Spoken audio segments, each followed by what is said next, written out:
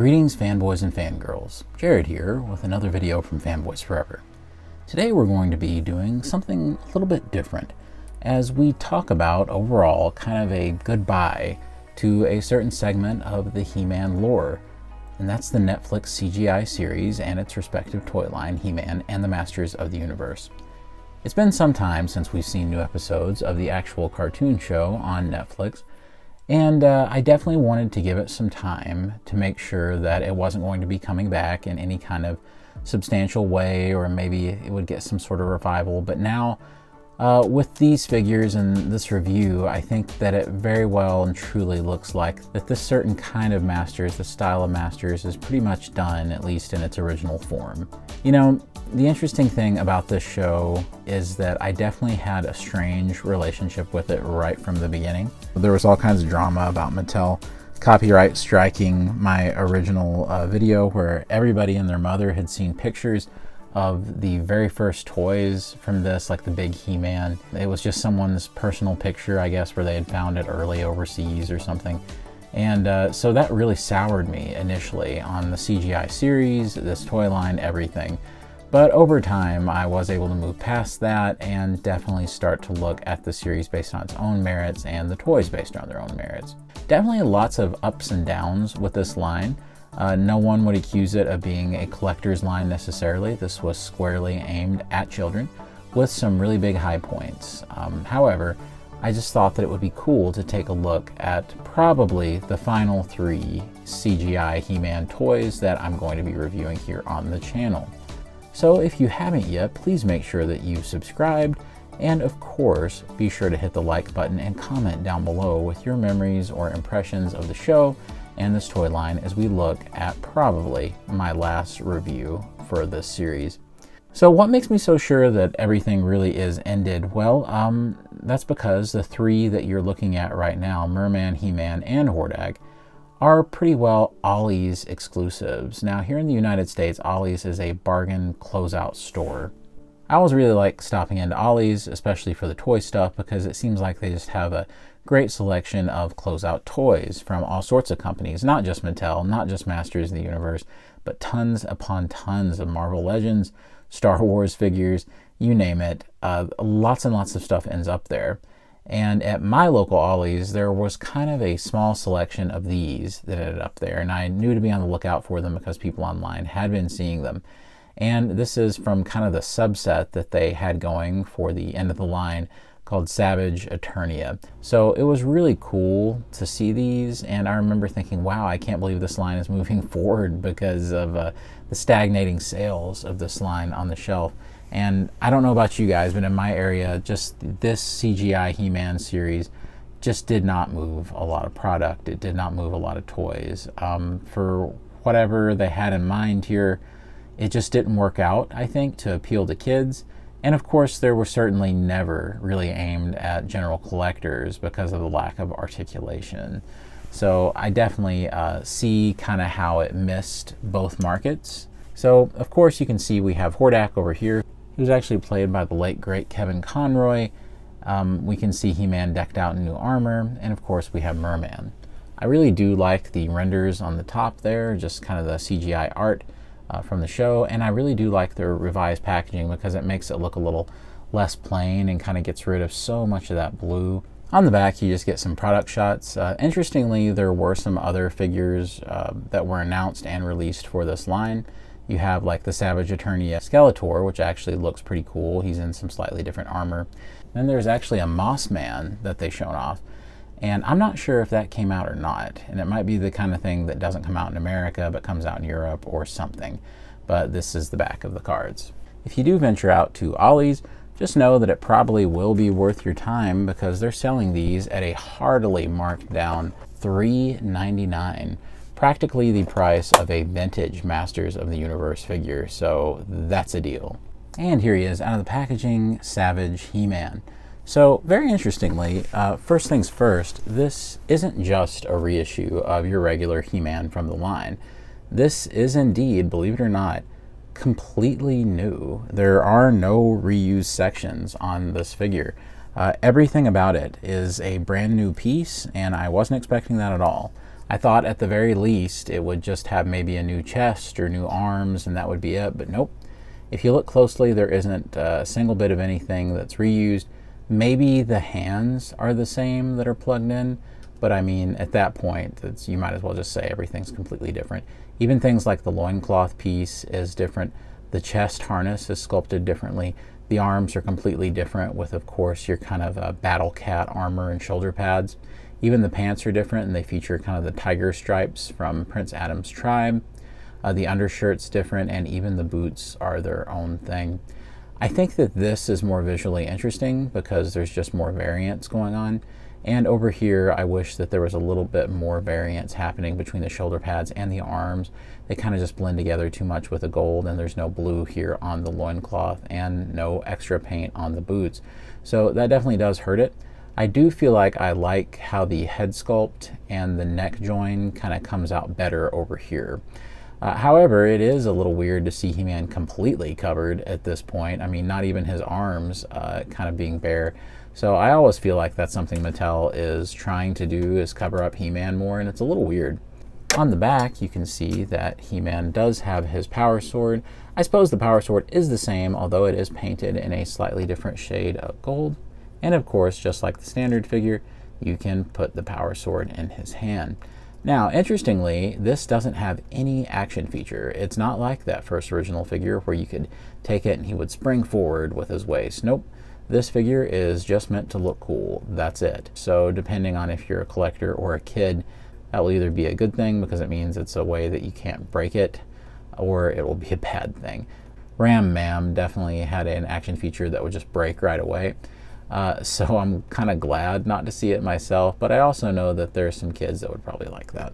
Unfortunately, because he lost his action feature, there is no more joint up here that would be a split at the chest. However, you do get boot cuts, so that's really good for posing, and that really does help when you're trying to get him into different poses, but with no ankle articulation, it's still kind of a moot point. However, though, you can still get some pretty cool poses. Just to show you, he does have some hinges that can't quite get 90 degrees because the shoulder pad's right there. His arms can go all the way around, the hand can spin, and there's nothing at the elbows. The head can go left or right, and it feels a lot more secure than the original release. It can go up and down a little, the waist can turn, he can do the splits, he can kick out, but he kind of gets inhibited by the loincloth. You kind of have to work with it, but that's about as good as he can do. And of course, he has the boot swivel. Of course, he can get the I have the power pose, so that's something. He does come with a kind of kitten version of Cringer here. Overall, I like this figure just fine. I don't think it's essential necessarily, but for $3.99 at Ollie's, yeah, I couldn't argue with it. And here we have Merman. You know, for whatever reason, I feel like in the last few years, people are kind of taking Merman as a joke. He was kind of played for laughs in Masters of the Universe Revelation. For some reason, just aquatic-themed characters like Aquaman and Merman just kind of struggle in this area. I'm not really sure what it is, but I think the whole design and the whole goal behind the design, really, when they came up with this for the CGI series, was to see if they could make it as scary as possible for a kid's show, and to make him really seem fearsome. And I think this design does a spectacular job. As a matter of fact, I'm shocked at how good the sculpting is. If you look, there is just such detail going on in the face, and the eyes are even kind of trippy as well, almost like they're hypnotizing you. That, along with a really nice pinkish kind of spray for the ears, and all the great paint detail and the very subtle kind of armor that's going all around, it really is very impressive. I'm a little shocked by it, honestly. I mean, the amount of fine sculpting here with the fins on the arms, the belt, everything just looking so crustacean, very much like the sea. And so much great color separation too, with the gold going all through and the green. I mean, I think I'm pretty comfortable saying that this is probably the best looking out of any of these figures. This was a beautiful achievement on their part, and it is just a cool looking figure. It really does make me sad that the team weren't able to get to do more of these kinds of designs, because so many of the designs just kind of had that, you know, overtly kiddie look. And I'm so glad to see them get to flex their muscles on something like this, but alas, it is too late. He does come with this Leviathan kin right here, they call it. And basically, I think the intention is because it almost has like, a plastic ring kind of join in the back. I think the idea is supposed to be that you can use it as kind of a mind control device for your other figures. So you just kind of clip it on like a mask. And those clips kind of just spread out so that it can go over the face of He-Man or any of the other masters. So I actually think that's pretty cool, and it actually works out better than I thought it would and looks actually really creepy, so that's really neat.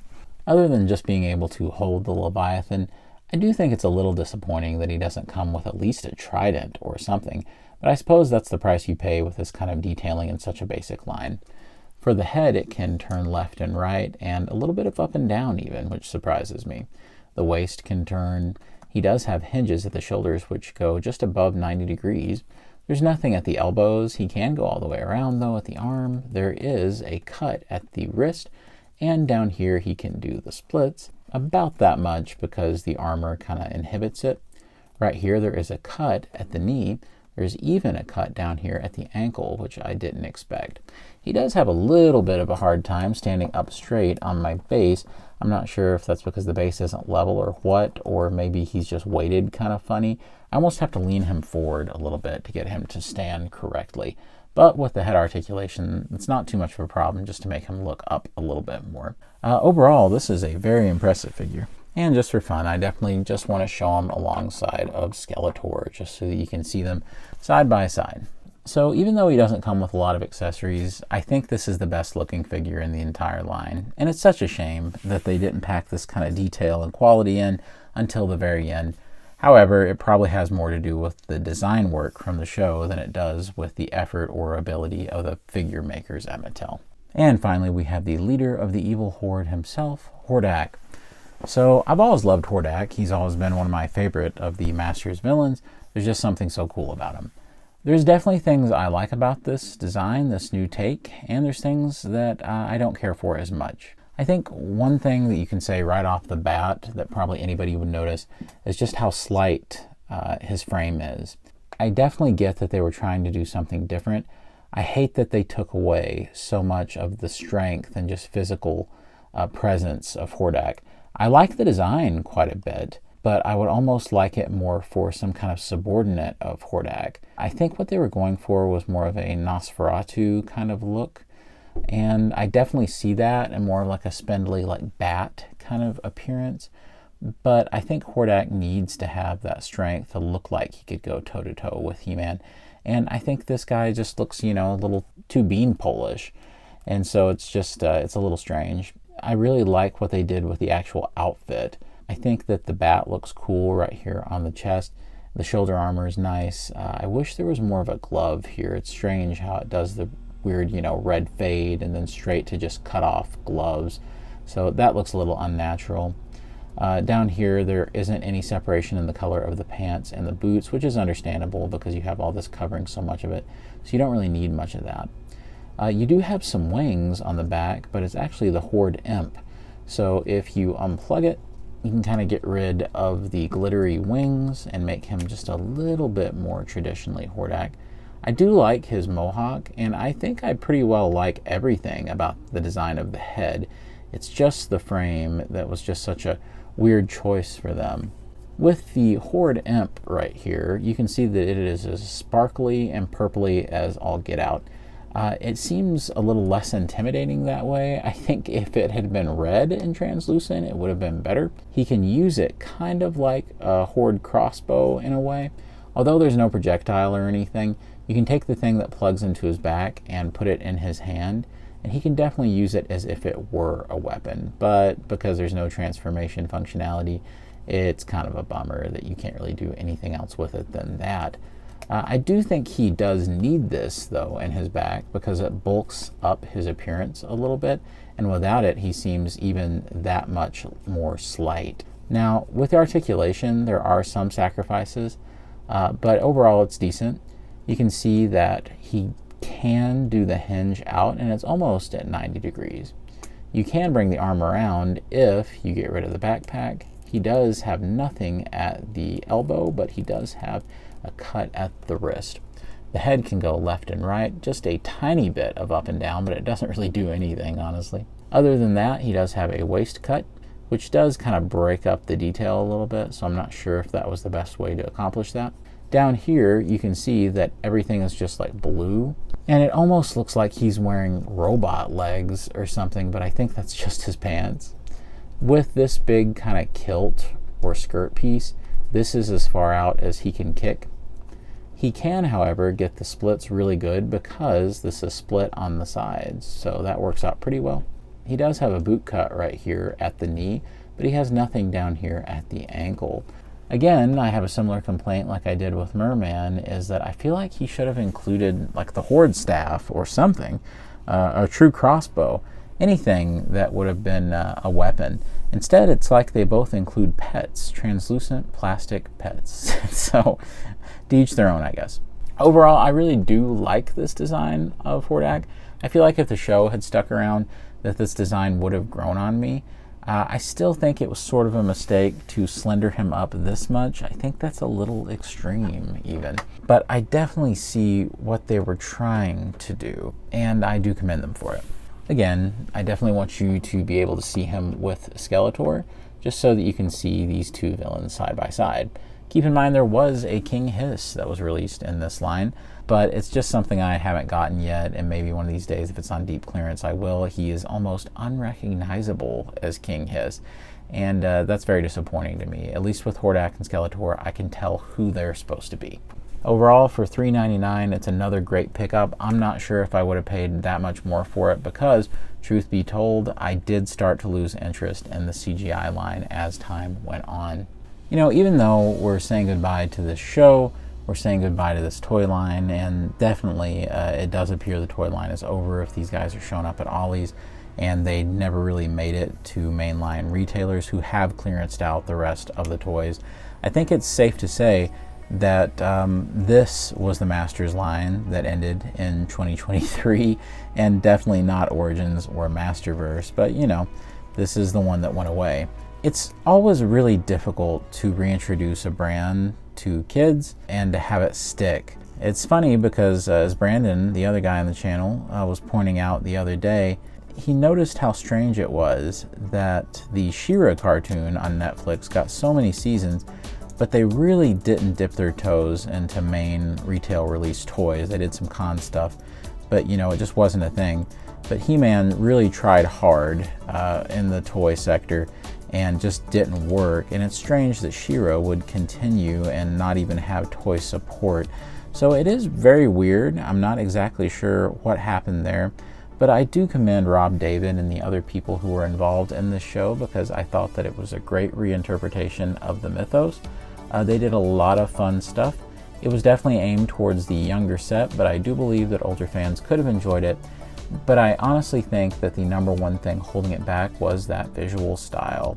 Of course, the show was completely designed to appeal to kids, and that was always going to be the main audience, and they wanted it to follow a lot of the tropes and the visual style of today's CGI animation and TV animation. And for as much as they tried to appeal to today's audiences, them not being able to kind of land that, have it be something that really stuck out to children, and there seemingly being more adult enjoyment of the show really says a lot. But maybe they should have been focusing on that adult crowd more all along. I know that for that subset there's Revelation and now Revolution coming out, but I know that a lot of adult fans were upset with that.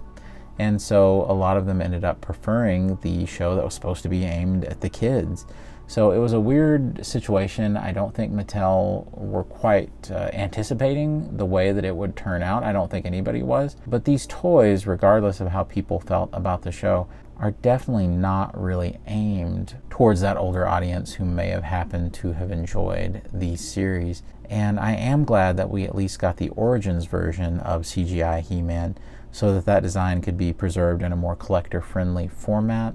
It is kind of sad to see Mattel doing some of their best sculpting work here, especially on Merman, who has to be the best looking figure out of the entire set, and then to see it end right here. Either way things end, I certainly had a mixed relationship with this show. I never was completely sold on He-Man's design. You can't throw the baby out with the bathwater, and you certainly can't throw He-Man out in terms of design. But regardless, they did a fine job with the series. Some of the toys were hit and miss. At least Castle Grayskull was really nice.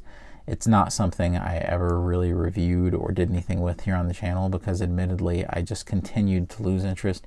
And to be honest, even though I thought that it hopefully wouldn't affect me as I went, I think the initial really sour taste that was left in my mouth from Mattel, copyright striking me for essentially no reason, having no clue when these toys were supposed to be on shelves, just using someone's picture that they found online that we had all seen by that point just to discuss it and give my opinions on it. It seemed like Mattel was just trying to silence everybody who was even had some sort of criticism about it.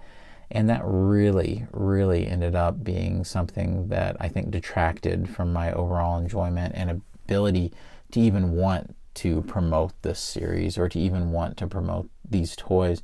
Of course, that's not what the channel is about. We're not, here to promote things. We're here to review it or to give you as quick a look at something as we can. But I've never been sponsored or bought or anything like that by any company. I do also acknowledge, though, that anytime that I do one of these reviews, it's kind of just free press for Mattel. Just to be treated as poorly as I was by Mattel was a real slap in the face over this line. So in a way, I think I'm glad for this chapter to be over with in terms of Masters so that Mattel can use their resources to focus on other things, so they can focus on Origins and keep doing good work there and focus on bolstering Masterverse, a line that initially wasn't all that great, and how they have just molded it very quickly into something that I think collectors do get excited about. And I think that that is a terrific direction to go in. And I'm definitely ready for Mattel to leave this line behind and to leave this interpretation behind so that we can move forward. In the future, I'm not sure what I would say Mattel needs to do to appeal to children and to actually be successful. It appears that this is a recurring theme for them, that it is very, very difficult to reintroduce He-Man, maybe even impossible to have children grasp onto He-Man in the way that they're hoping for. And it seems like that live action movie is dead in the water. Seems like every time they get closer to starting on it, nothing ever happens. And so that might be the key to reintroducing it to kids, maybe a grittier live action interpretation. But at the same time, it seems that in animation, Mattel has done their due in terms of a kids show, which is sad, but also just being realistic. Well, friends, be sure to let me know what you thought about these last 3 figures, and let me know what you thought about this era in He-Man collecting. Is it something that you were interested in at all? Was it something that you just kind of shut off on? Were you like me and you were surprised with how good the show was, but you never really could get all the way into it, or at least completely excited about it? Let me know all of it down below. And of course, be sure to subscribe if you haven't yet. We do Masters content all the time. Definitely looking forward to some of the new releases and reviews that we have coming soon. So be sure to check that out and like the video. And as always, God bless you and yours. And I'll see you on Fanboys Forever. Fanboy Hub. Here's hoping Mattel doesn't copyright strike this video because we're not supposed to know they're at Ollie's.